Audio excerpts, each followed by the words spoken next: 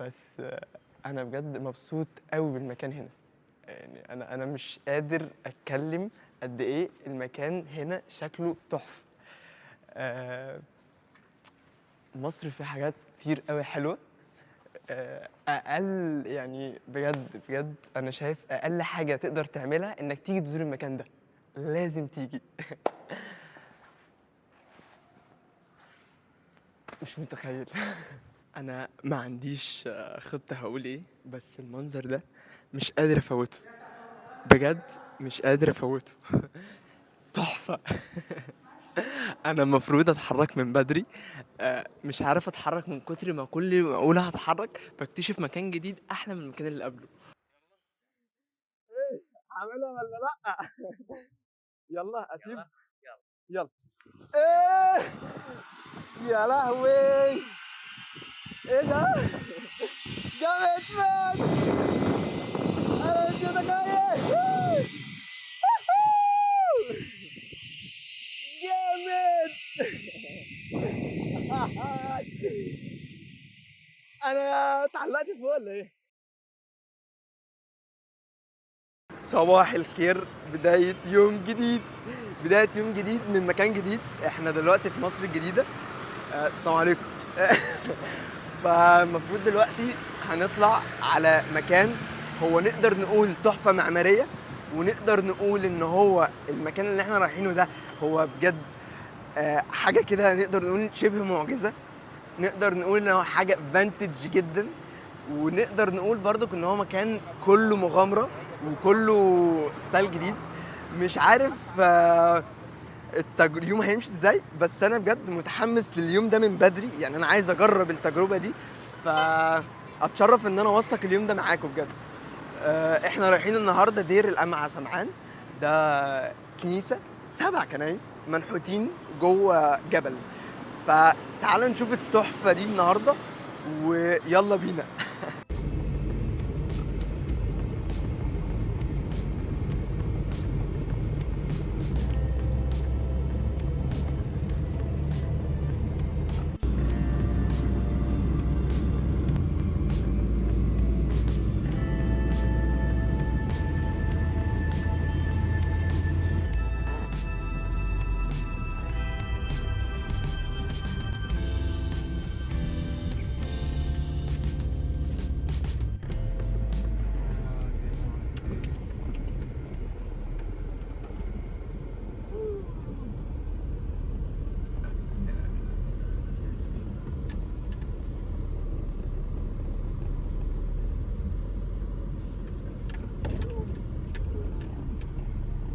اخدوا مني الرخص واخدوا مني الحاجه، وقال لي لو هتنزل الكنايس لازم تلبس حاجه. فمعلومه جديده.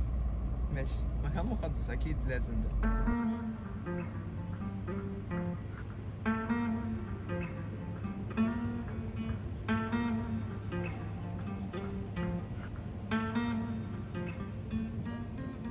اول ما دخلت المكان ده حسيت نفسي ان انا بره القاهره. لكن ازاي انا جوه القاهره؟ شكل الجبل وفي كل حته فيها بتحكي ذكريات كتير، بتحكي قصص. كل تفصيله في الجبل بتحكي حكايه. كل ما بركز اكتر كل ما بنبهر اكتر.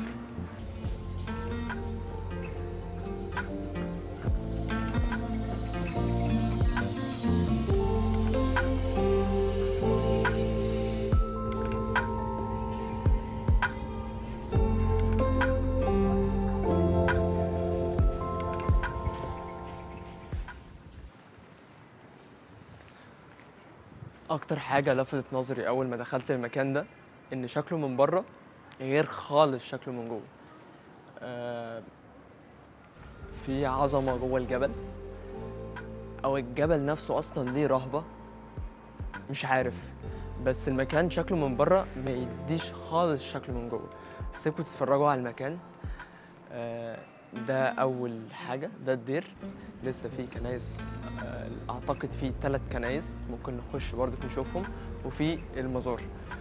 هسيبكم مع الدير وتعالى نستكشف بقيه الكنايس.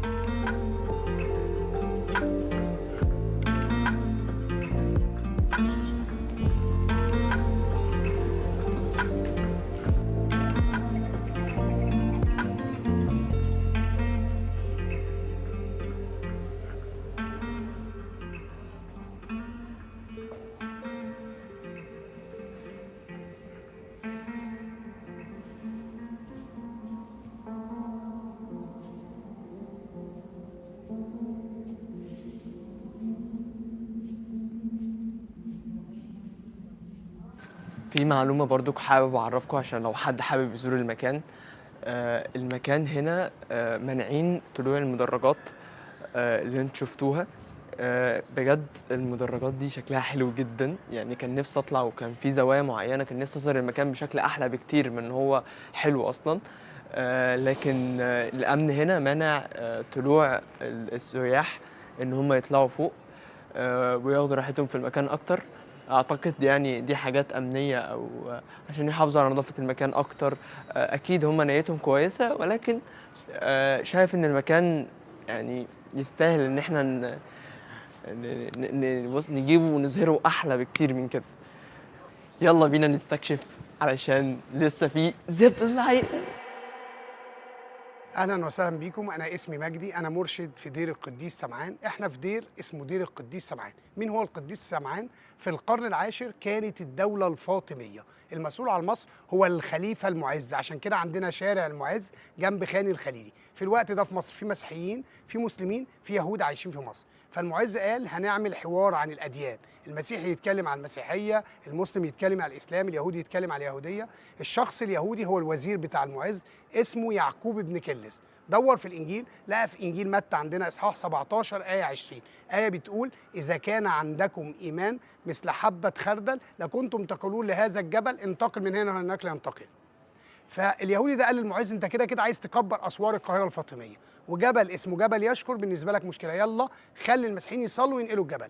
فالفكره عجبت المعز، استدعى الانبا برعام بن زرع اللي هو البطرك المسؤول عن المسيحيه في الوقت ده وساله الايه دي موجوده عندكم؟ قال له موجوده. قال له خلاص هديكم مهله 3 ايام تنقلوا الجبل.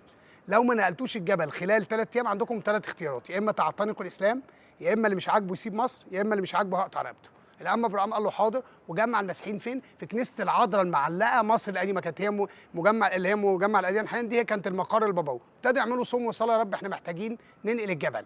عدى اول يوم مفيش حاجه حصلت، تاني يوم في اليوم الثالث العذراء مريم ظهرت الانبا ابراهيم في كنيسه العذراء المعلقه، قالت له لا تخف ايها الراعي الامين، صلواتك ودموعك انت وشعبك قد استجيبت. اخرج بره باب الكنيسه هتلاقي شخص قصير شايل جره ميه بعين واحده، ده هيصلي وعنده ايمان وهينقل الجبل. طلع يجري بسرعه ومسكه، قال له انت اسمك ايه؟ قال له انا اسمي سمعان، انا راجل بصلح جزم. في يوم جت واحده ست وهو بيصلح الجزمه بتاعتها، الست رفعت اللبس بتاعها، هو فكر فيها فكر وحش. بعد ما الست مشيت هو تذكر آية بتقول إذا عصرتك عينك اليمنى فاخلعها يهلك أحد أعضائك أفضل ما جسدك كله في جهنم. راح جاب المخراز وراح خالع عينه. طبعا الإنجيل مش قصده بالنص أو بالحرف، لكن هو عشان إنسان بسيط مش متعلم نفذ الآية حرفيا. قال له طالما نفذت الآية حرفيا هتنقل الجبل حرفيا. هنروح كده نلاقي الانبا ابراهيم وقف، القديس سمعان الشعب المسيحي على شمالك المعز، القديس سمعان صلى كيريا ليسون باللغه القبطيه رب ارحم. الجبل اتنقل 3 كيلو. انهي جبل اللي اتنقل؟ عشان ناس كتير تقول لك دي قصه المسيحيين مفبركينها ومعجزه نقل الجبل. هديك اكتر من دليل تاريخي واسلامي بياكد نقل الجبل. كلنا عارفين القلعه، بعد القلعه في مسجد اسمه مسجد احمد بن طولون. كلنا نقرا على جوجل هنلاقي احمد بن طولون بنى الجامع بتاعه جنب جبل اسمه جبل يشكر. الجامع موجود وجبل يشكر مش موجود، لان جبل يشكر هو اللي اتنقل من هناك، من عند القلعه جه هنا 3 كيلو. لو دورت في خريطه مصر القديمه في القرن العاشر هتلاقي جبل يشكر، والجبل ده مش موجود دلوقتي. عندك مراجع اسلاميه اتكلمت عن نقل الجبل، المقريزي، وده اسمه جبل مقطم لان الجبل اتنقل وجه هنا 3 كيلو.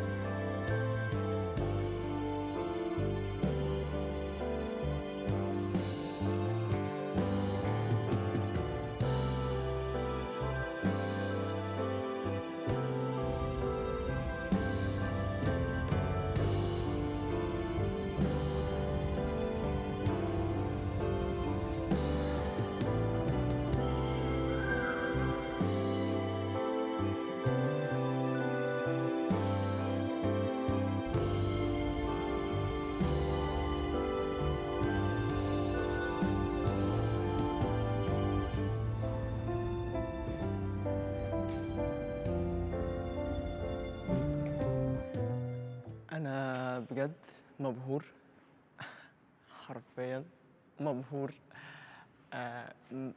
كنت بجد انا كنت سو اكسايتد ان انا كنت اروح الدير اللي احنا لسه جايين منه، بس استاذ ماجد اللي هو المشرف السياحي قال لي اوعى تفوت الكنيسه هنا.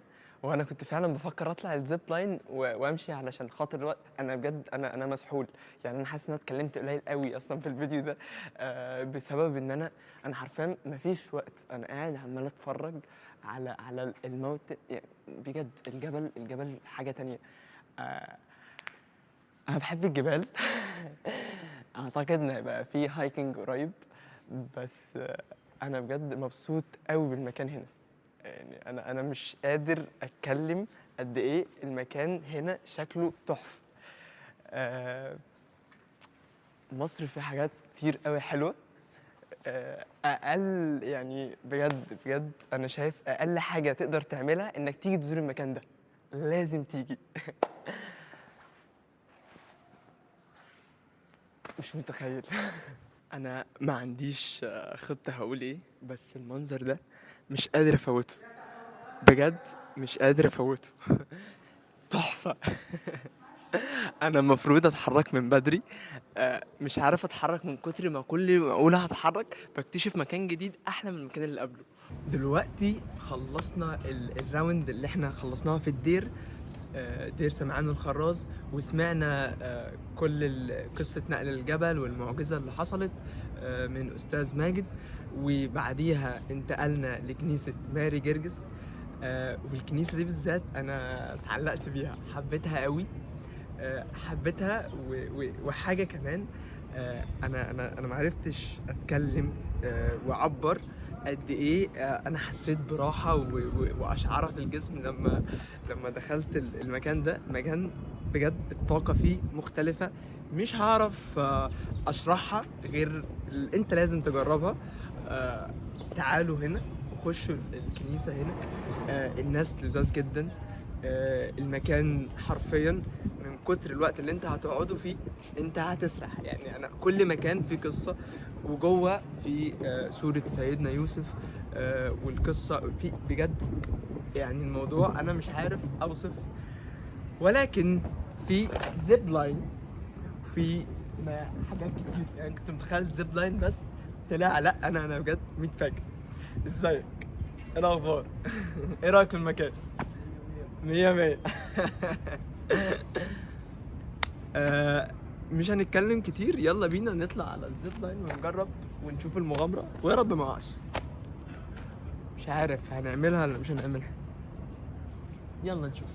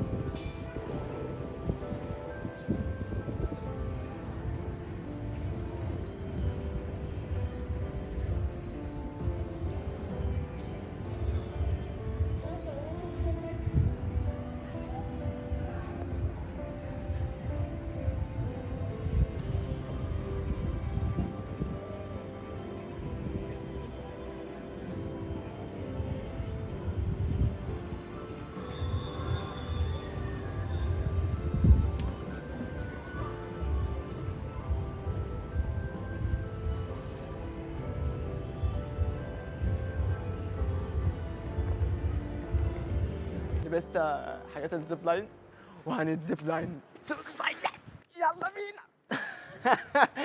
حاطين الحاجه في اللوكر ورايحين دلوقتي نطلع السلم علشان نطلع الزيب لاين. كابتن رشاد ازيك؟ عامل ايه؟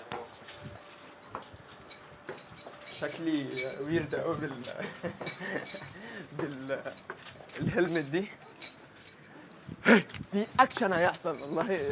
سو اكسايتد، ربنا يسترها. بس انا مش عارف، متحمس قوي، بعشق اي حاجه فيها جنون. اوه احنا بنعجين قوي، لازم تشوف الفيو.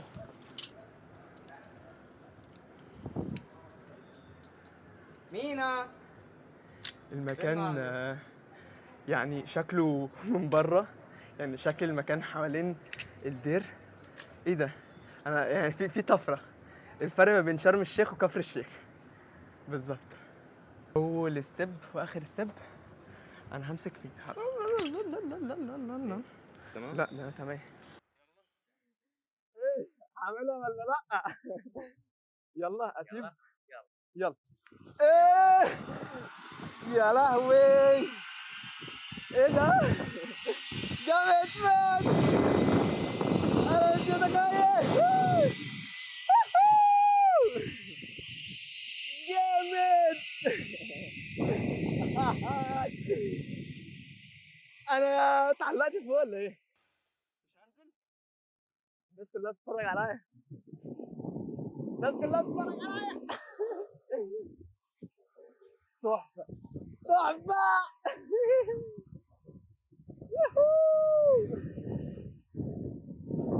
جامد جدا. احنا نرجع له. انت ايه ده؟ انت رحت فين؟ جابوني هنا. انت كنت هتقع على فكرة. لا لا لا. ماشي ماشي. طب ثانية، طيب عارف تاخد ده؟ تمام. ايوه حطه. ماشي. تعال. هي ترميني تاني ولا ايه؟ اوعى ترميني. تحفة. انت ستريمر؟ ايوه. اسمك ايه؟ خلصت. انا اسمي حسين. يلا نتصور. ايه مش هتتصور ولا ايه؟ اه بفك امسك فين هنا؟ تختلف دي ايه دي تختلف. هنسيب لو فكيتها التليفون؟ كده هتموت. لا لا واخد بالي. نفس طب التليفون ده مش هيخبط هنا؟ لا لا خليك ماسك ماشي. ايدك هو يسحب. يلا. الله الله الله الله. صعقة. أنا داخل الجيش. والله داخل الجيش. الحمد لله على السلامة. شكرا. أروح لهم كده؟ أكيد. ناس لذيذة جدا، ناس لذيذة جدا. عايز أوريكم اللبس.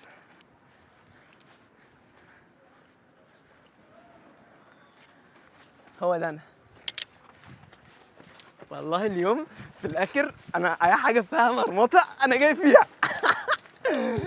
أنا عايز أقول لكم أنا كنت بفكر أعمل زبلان بس لا، هنجرب كذا حاجة هنا.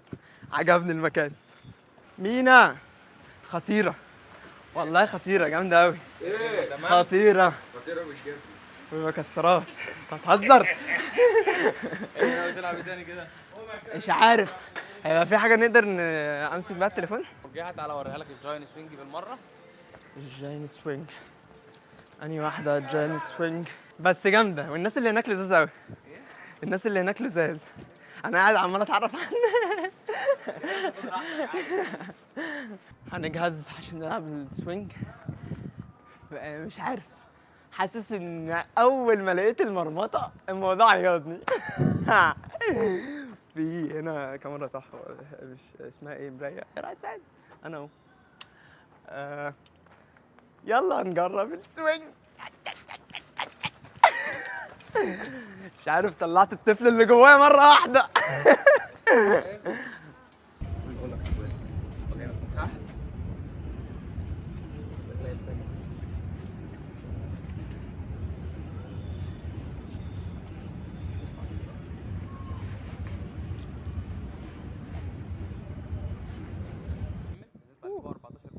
اه اول ما الكابتن بيديك الاشاره ينزل ل 14 متر مره واحده. مره واحده.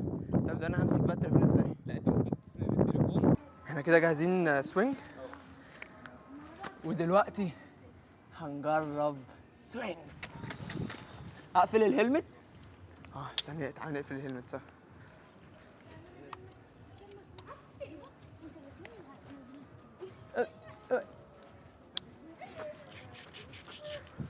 ليتس جو. كنا بنجربها فيا. مش هينفع. هو ده اللي رماني ده. يعني هي حاجه شبه دي، ايوه. بس دي مش لفوق ولتحت، دي اللي ورا والقدام. ورا وقدام. طب انا حاسس انها هتشقلب لورا. انا عايز ايد من أنا- فوق وايد من تحت. ماشي ماشي. انا حاسس ان ده اصعب من الزيب لاين. انا بعمل في نفسي كده ليه؟ قبل ما تبدا بقى تعالى نعد سوا. هنبدا اصلا 3 2. لسه بدري على 3 2 1. خلاص احنا عايزين نعد 3 2 1. اعمل ايه؟ انا مش هعمل حاجه اصلا. انت اللي هتعمله.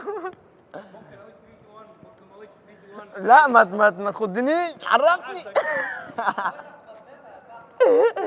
طب وليه تخضوني؟ ليه تخضوني؟ ده انا طيب.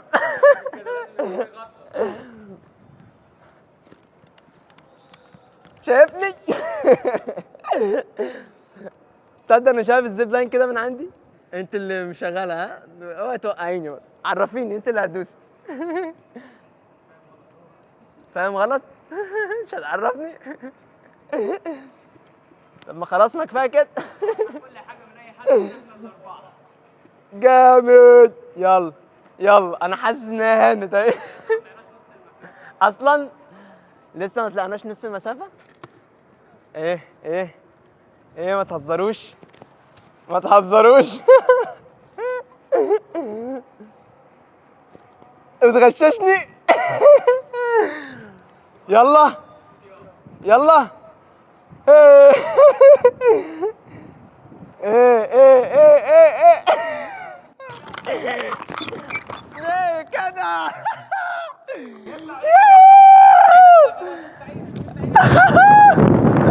جامد. خايف افتح ايدي. أوه. جامد جدا. لازم الناس كلها تيجي هنا. اخيرا. الفكره كلها ان انا كنتش عارف ان انتوا هتنزلوني امتى. ده السنس. انت ايه هتطلع معايا ولا لحد ما انزل اخد منك الموبايل وانا بمنتج؟ ايه اوعى تزقني اوعى. شكرا. الهلمت شالك كتير كنت هتخبط شويه. شكرا. انا مش عارف اشكرك ازاي بجد والله. ثانك يو 100,000 مره ان انا تعبتك معايا. وكده خلصنا السوينج في خضه بس انا تمام. يلا نشوف هنعمل ايه. شكر. لازم كل دي بقى عشان مش عارف يا سلاق. انا فكيت ده كله. الفوليوم طبعا راح في داهيه. ماشي. وكده خلصنا الزيب لاين والسوينج. شكرا ليكم كلكم والله تعبتوا معايا. مش متخيل ان انا كنت من مفيش 5 دقايق كنت فوق كده. دلوقتي جه وقت التقييم. احنا اليوم خلص. احنا تقريبا الساعة 12 واحنا هنا الساعة دلوقتي 5. كل ساعة عدت كانت فعلا ساعة مفيدة. اتسحلت حرفيا، اتسحلت مع التقييم. انا كحسين قد المكان هو 9/10. 9/10. انا كان نفسي اديله 110/10 حرفيا، بس هي الفكره ان في اماكن ممنوع عن الزوار ان هم يطلعوها، دي 1%. لكن الناس يعني حتى هو بيقول لك ده هو طريقته كويسه جدا، فدي حاجه يعني تخليني حتى افكر ان انا اديهم 10/10. مع ان المكان هادي، يعني في ناس، في اجانب كتير. المكان هادي. المكان انا شايف اسعاره مناسبه جدا. انا جبت قهوه وجبت ميه تقريبا ب 30 جنيه، يعني قهوه وميه. يعني لو الميه قول ب 10 جنيه، كوبايه القهوه ب 20 جنيه. فدي حاجه يعني اي ثينك ان هي اقتصاديه جدا لاي حد ان هو يقدر يجي المكان هنا. انا لحد دلوقتي ما دفعتش اي رسوم في المكان. الزيب لاين ودت التجربه في حته تانية. المغامره بجد هنا جميله جدا، عجبتني. انا اتبسطت جدا بالالعاب. ما كنتش متخيل، يعني انا كنت متوقع ان انا هلعب قشطه وهكون كل حاجه لذيذه، لكن ما كنتش متوقع ان هي بجد هتودي اليوم في حته تانية تماما. مؤخرا يعني ممكن انزل لكم اسعار الزيب لاين. انا دفعت في الزيب لاين والسوينج اي ثينك ان هم دفعت 400 جنيه تقريبا. ويعني انا مش، يعني اليوم كله بالنسبه لي يعني مش دافع كتير، يعني مش هعدي ال1000، يعني هتبقى اقل من 1000.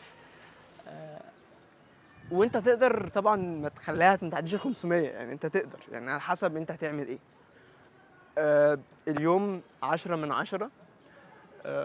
وشكرا على ان انتوا قعدتوا معايا المده دي كلها، واشوفكم في مكان جديد. ومش عايزين ننسى ان انتوا تكتبوا لي في الكومنتات نروح فين، علشان الفتره الجايه في فيديوز كتير. شكرا.